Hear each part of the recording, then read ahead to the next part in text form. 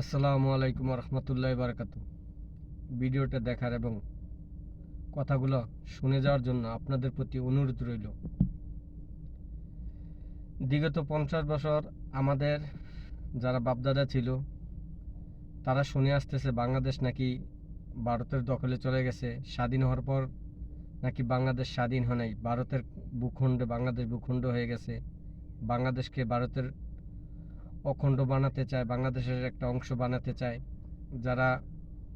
এবং আমরা তাদের প্রজন্ম হয়েও আমরা শুনতেছি যে বাংলাদেশকে ভারতের গোলামিতে পরিণত করছে, ভারতের দখলদার বানাইছে। এবং যারা এই সরকার, আওয়ামী লীগ সরকার, ভারতের পুতুল সরকার, শেখ হাসিনা রয়ের এজেন্ট এবং আওয়ামী লীগ ভারতের দালাল, ভারতের দোসর, কত নানান বিষয়।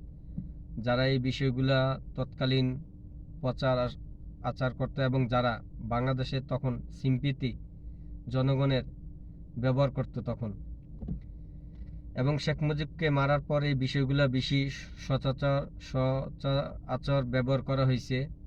এবং যখন বাংলাদেশে এই প্রচারগুলো করে তৎকালীন তখন বিএনপি ছিল, জামাত ছিল, তারা বাংলাদেশের মানুষের সাথে এত মিথ্যাচার এবং এতই অবান্তরপ কথাবার্তা বলছে। এবং যারা বাংলাদেশকে সারা বছর শুধু শোনাইছে, জনগণকে রাজপথে আন্দোলন করছে, শুধু ভারতের বিপক্ষে ডাকানা দিল্লি বলে স্লোগান দিত, যারা ডাকানা দিল্লি বলে নানান রকম প্রশ্নবিধি করত, জনগণকে মুখর করে রাখত, রাজপথ গরম এবং সরগম করে রাখত।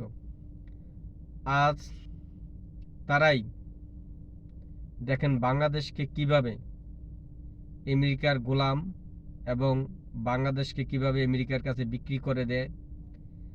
এবং তারা কথাবার্তা দিয়ে আসে এবং তারা বাংলাদেশকে ভূখণ্ডকে আমেরিকার হাতে তুলে দিয়ে তারা নিজেই সংসদে সরকার হয়ে এবং বিরোধী দল হয়ে তারা বসে আছে। কারণ তারা সব কিছু প্রোগ্রাম করে একটা দেশকে ধ্বংস করে, একটা দেশকে বিক্রির মাধ্যমে, গোলামি চুক্তি করার মাধ্যমে বাংলাদেশকে কিভাবে ধ্বংস করে ক্ষমতা আসা যায় এবং ক্ষমতা থাকা যায়। তাদের ক্ষমতা এতই লোভ লালসা পাইছে যে ক্ষমতার জন্য তারা একটা সার্বভৌমত্ব বিক্রি করতে দ্বিধাবোধ করে না। এই সরকার এতই ক্ষমতা লোভী যে তারা বাংলাদেশের সার্বভৌমত্বর কথা না ভেবে, বাংলাদেশের কৃষক মেহনতি মানুষের কথা না ভেবে, বাংলাদেশের যেই চুক্তিগুলো আমেরিকার সাথে হয়েছে বাংলাদেশ বিরোধী, ইউনিস করে গেছে।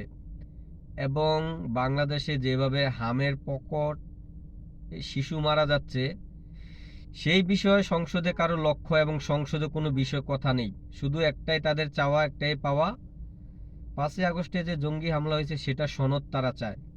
অথচ বাংলাদেশে যে এতগুলো শিশু মারা গেল, বাংলাদেশের অবৈধ চুক্তি ইউজ করে গেল, সেটার কোনো প্রতিক্রিয়া বা প্রক্রিয়া বাংলাদেশে সংসদে দেখা যায় না। ঠিক আছে।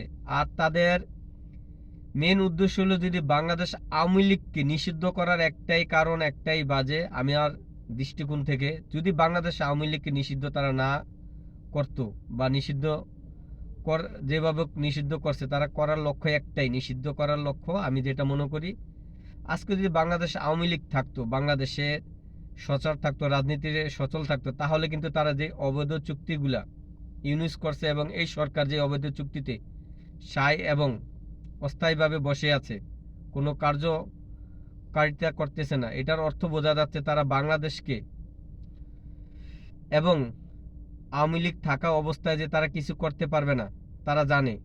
এই কারণে তারা এই সরকার আওয়ামী লীগকে নিষিদ্ধ করে এবং ছাত্রলীগের কর্মকাণ্ডকে নিষিদ্ধ করে রেখেছে। কারণ তারা জানে যদি বাংলাদেশ সার্বভৌমত্ব প্রশ্ন ওঠে, তাহলে বাংলাদেশ আন্দোলন করতে পারে, বাংলাদেশ আওয়ামী লীগ এই সার্বভৌমত্বের জন্য অনেক কিছু করতে পারে। তার জন্য তারা বাংলাদেশ আওয়ামী লীগকে, ছাত্রলীগকে নিষিদ্ধ করে রেখেছে। কারণ তারা জানে যদি বাংলাদেশ আওয়ামী লীগকে নিষিদ্ধ না করে, তাহলে বাংলাদেশকে আমেরিকার গোলাম বানানো যাবে না, বাংলাদেশকে আমেরিকার ভূখণ্ড দেওয়া যাবে না। তাই এই বাংলাদেশকে তারা এমন পর্যায়ে নিয়ে গেছে যা আগামীতে আমাদের বাংলাদেশের দুর্ভিক্ষ ডেকে আনবে। কারণ আমরা এখন থেকে আমেরিকার আলু, আমেরিকার তেল, আমেরিকার গম সব কিছু খেতে হবে। এটাই বাংলাদেশের মানুষকে তারা খাওয়ানোর পরিকল্পনা করতেছে নিজের ক্ষমতার জন্য। ক্ষমতার এত লোভ যে দেশ বিক্রি করে মানুষের কথা না ভেবে, দেশের কথা না ভেবে তারা বাংলাদেশকে পুরা ধ্বংস করার ষড়যন্ত্রের দিকে লিপ্ত হয়েছে। ইউনূস সরকার যেগুলো অবৈধ চুক্তি করে গেছে বাংলাদেশের বিপক্ষে, একটারও নট অফ ডিসেন্ট কিন্তু এই সরকার দেয়নি। রুমিন ফারহানা বাংলাদেশের সংসদে কিন্তু এই বিষয়ে কথা বলেছিল, কিন্তু রুমিন ফারহানাকে কথা বলতে দেওয়া হয়নি। যারা দেশকে এতদিন ভালোবেসে কথা বলতো তাদেরকে আজকে নিষিদ্ধ করে রাখছে। আর সংসদে এই কথা বলার পর রুমিন ফারহানাকে কিছু বলতে দেওয়া না। যারা কিনা ঢাকা দিল্লি বলে স্লোগান দিচ্ছে, আজকে সেই কুকুরের বাচ্চাগুলা সংসদে বসে আছে, সংসদে নীরবতা ভূমিকা পালন করতেছে। সেই কুকুরের বাচ্চাগুলার একদিন না একদিনে বাংলাদেশে বিচার হবে ইনশাল্লাহ। বাংলার জনগণ সেদিন তাদের রায়, তাদের সবকিছু কার্যক্রম করবে ইনশাল্লাহ। দেখা হবে আগামীতে বেঁচে থাকলে। জয় বাংলা, জয় বঙ্গবন্ধু।